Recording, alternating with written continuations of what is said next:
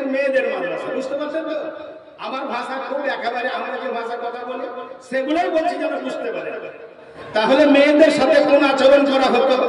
মেয়েটি সাবালিকা হলে বিয়ে দিবে তো ওই পতাকা টেনে দিবে, তো অপরভাবে মেয়েটি ও যুবক ছেলেরা এসে মিলামিশা করে তার বাচ্চা হবে, সেই বাচ্চা যাকে ঘরে দিয়ে দিলে তার সাথে বিয়ে হবে। এটা বুখারী শরীফের হাদিসের অংশ বললাম।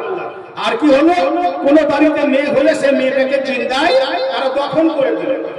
আর কি করলো, আল্লাহ রাসূল যখন মক্কা থেকে মদিনা চলে গেলেন, মদিনা দিয়ে চলে যাওয়ার পরে তিনি রাসূল দেখছেন হাদিসে রাবি হযরত আনাস রাদিয়াল্লাহু তাআলা আনহু তিনি বলছেন, আনাস রাদিয়াল্লাহু তাআলা আনহু قال ইন্নাল ইয়াহুদ, ওই মদিনার ইহুদি যারা তারা কি করত, কামি জাহাজাতিল মারাতু ফিহিম, ওই মানে মদিনার মেয়েদের ওই তাদের বাড়িতে কোন ইহুদি বাড়িতে যদি কোন মেয়েদের মাসিকের মানে মাসিক আসতো, আরে মাসিক আরম্ভ হলো, এই সাবালিকা মেয়েদের মাসিক আরম্ভ যখন হলো, মায়ের বোনের বেটির এই স্ত্রীর মাসিক হওয়ার সময় কি করত, লামি ওয়াকিলহা ওয়া লাম ইউজামিহুন্না ফিল বুয়ুত, ওই মেয়েটির হাতের খাবার খেত না। ওই বাড়ির লোকেরা যার মাসিক হয়েছে মেয়েটিকে বাড়িতে রাখতো না, এই বাড়ি ছাড়া অন্য এক জায়গায় ছোট্ট একটা কুঁড়ে ঘর করে ওই কুটিরে মেয়েটিকে রাখা হতো। তার মানে রান্না পরিবেশন খেত না, সে স্বামীর বিছানায় ঘুমাতে পারবে না, ছেলে মেয়েদের তার মানে সেবা যত্ন করতে পারবে না, একেবারে বাড়ি থেকে তাকে বাইরে করতো। তার হাদিস প্রমাণ করছে লামি ওয়াকিলহা ওয়া লাম ইউজামিহুন্না ফিল বুয়ুত, তাকে বাড়িতেই রাখা হতো না।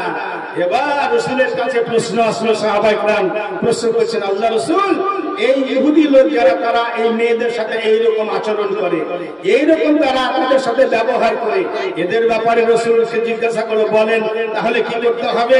আল্লাহ রাসূল বলছেন, ইসনাউ কুল্লা সাইয়্যিন ইল্লা নিকাহা, তোমরা ওই মেয়েটিকে বাড়িতে রাখো, তার মাসিকের অবস্থায় রান্না বান্না করবে, বাড়ির সমস্ত কাজ করবে, খাবার পরিবেশন করবে, স্বামীর বিছানায় ঘুমাবে, আর স্বামীর বিছানায় ঘুমানোর সময় খাবে কেবল তার দৈহিক মিলন, স্বামী স্ত্রীর যে সহবাস, এই সহবাস ব্যতিরেকে সব কাজ করবে স্বামীর বাড়িতে, কোনো কাজে বাধা নেই।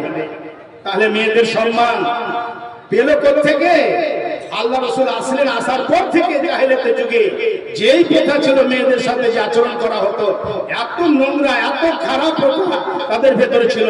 আজকে মেয়েরা মাদ্রাসায় কোরআন হাদিস পড়বে, দিনের দাওয়াত, এদের মাধ্যম দিয়ে আমাদের কাছে ভালো সুসংবাদ যাবে সমাজের কাছে দ্বীনি খিদমতের উদ্দেশ্যে। ভাইরা আমার দেখেন, চিন্তা করেন, এবার দেখেন আল্লাহ রাসূল এই মেয়েদের সাথে মেয়েরা কেমন স্বাধীনতা পেল।